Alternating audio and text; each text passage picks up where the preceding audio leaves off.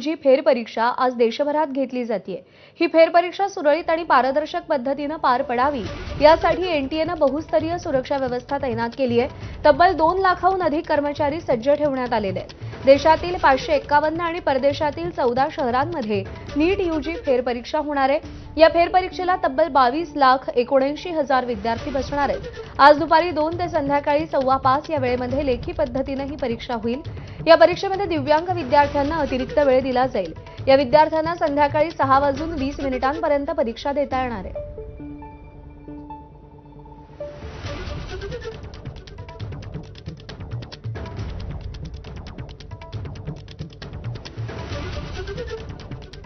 तर 3 मे रोजी नीटची परीक्षा झालेली होती, पण तो पेपर फुटला। त्यानंतर ती परीक्षा रद्द करण्यात आली आणि लाखो विद्यार्थ्यांना पुन्हा एकदा परीक्षेला सामोरं जाण्याचं दिव्य आज करावं लागणार आहे। आज दुपारी ही परीक्षा सुरू होईल। 5:15 वाजेपर्यंतची वेळ आहे परीक्षेसाठीची।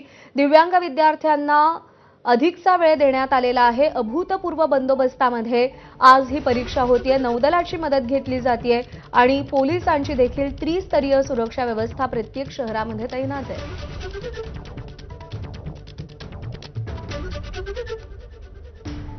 दरम्यान या सगळ्यामध्ये सगळ्यात जास्त नाव चर्चेत होतं ते म्हणजे केंद्रीय शिक्षण मंत्री धर्मेंद्र प्रधान यांचं। त्यांनी आजच्या परीक्षेसंदर्भात काय म्हटलंय पाहूया। पुनः परीक्षा होने जा रहा है।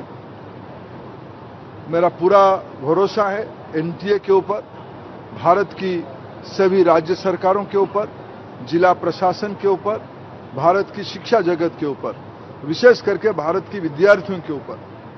आज लगभग 22 लाख विद्यार्थी नीट में थोड़े ही देर के बाद बैठने वाले हैं।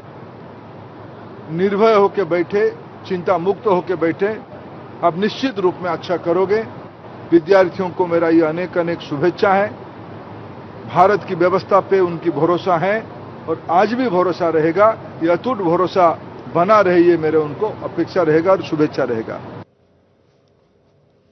बेस्ट संपाचा आजचा तिसरा दिवस असून नीट परीक्षेच्या पार्श्वभूमीवर गैरसोय होऊ नये यासाठी बेस्ट प्रशासनानं राज्य परिवहन महामंडळाची म्हणजेच एमएसआरटीसीची मदत मागितली आहे। एमएसआरटीसीकडून बेस्टच्या मार्गावर चालवण्यासाठी 100 अतिरिक्त बस उपलब्ध करून देण्यात येणार आहेत। तसंच नीट परीक्षेच्या केंद्रांवर विद्यार्थ्यांच्या वाहतुकीसाठी आणखी 60 बसची व्यवस्था करण्यात आली आहे।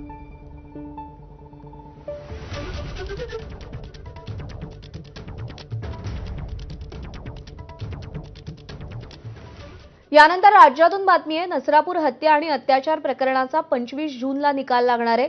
अवघ्या 16 दिवसात तपास